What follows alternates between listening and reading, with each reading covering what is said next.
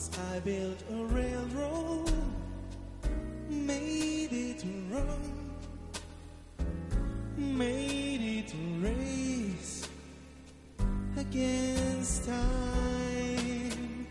Once I built a railroad, now it's done. Brother, can you spare a dime?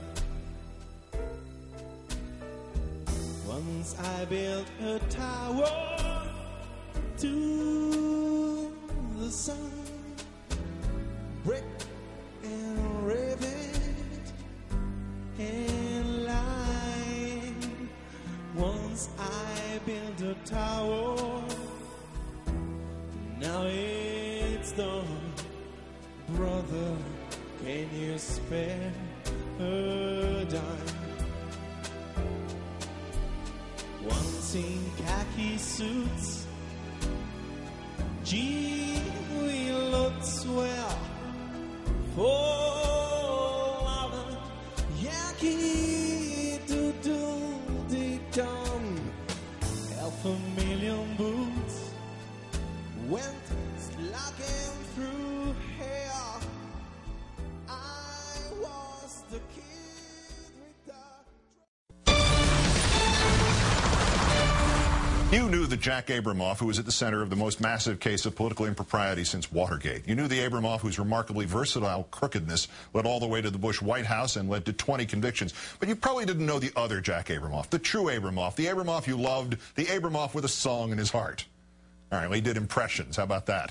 In our #1 story, they made a movie about him, Casino Jack, and in the title role, Kevin Spacey has already earned a Golden Globe nomination, and he joins me in a moment.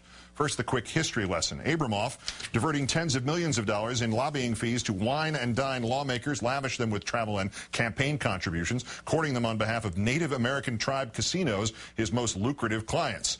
He pleaded guilty and was sentenced in 2006, served 3.5 years in a federal prison for fraud, corruption, and conspiracy, but he always walked really nicely. The Abramoff dealings led to the convictions of lawmakers and bureaucrats and businessmen, 20 of them all told, including Bush White House budget official David Safavian and former Republican Congressman Bob Ney, who is now studying meditation with Buddhists in India.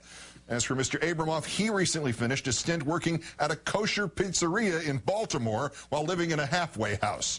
Owner Ron Rosenbluth told the Associated Press, "I was able to get some of his expertise in marketing. It was nice. It was interesting. It was nice. He was very helpful. Plus, there were the 49 million large cheese to go for those casinos." That ability to charm and his drive to succeed permeates through Kevin Spacey's portrayal in Casino Jack. Some people say Jack Abramoff moves too fast. Jack Abramoff cuts corners. Well, I say to them, if that's the difference between me and my family having a good life and walking and using the subway every day, then so be it. I will not allow my family to be slaves. I will not allow the world I touch to be vanilla. Joining me now, as promised, the star of Casino Jack, which opens tomorrow in New York and Los Angeles. I liked your opening, but you failed to mention that Tom DeLay, who was also part of that whole scandal, ended up on Dancing with the Stars. That's true. And has recently been found guilty in Texas. But he had the best mugshot of all time, that big, smiling, beaming ad campaign. It's good to see you again. Thank you for coming in. Thanks for having me. You went to prison to see Abramoff and sort of research it firsthand? Yeah, George Hickenlooper, our sadly departed director, who passed away last month unexpectedly. George had gone and met with Abramoff 4 times, and then told me he thought I might get a chance to meet him. So I decided I didn't want to look at any of the research. I just wanted to go meet the man.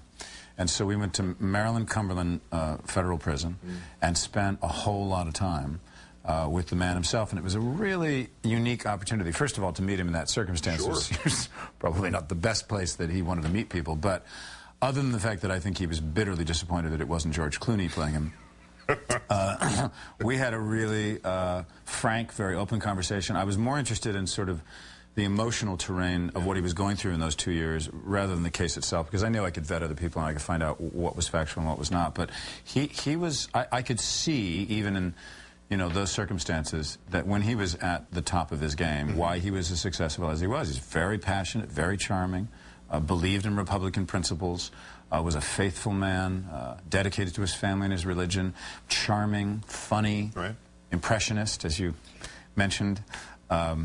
Yeah, and I do impressions throughout the movie, as he did. Everyone who knew him talked about how he... I know, because no one ever reported about that, but he used to sit, apparently, at Signature's restaurant, which is his restaurant in D.C., and hold court, and be doing Ronald Reagan, and be doing Dolph Lundgren, because he produced a couple of Dolph Lundgren films. Right, he'd been a producer. And so in the movie, I do all of those people that he did, but I do have to admit, I've expanded his repertoire.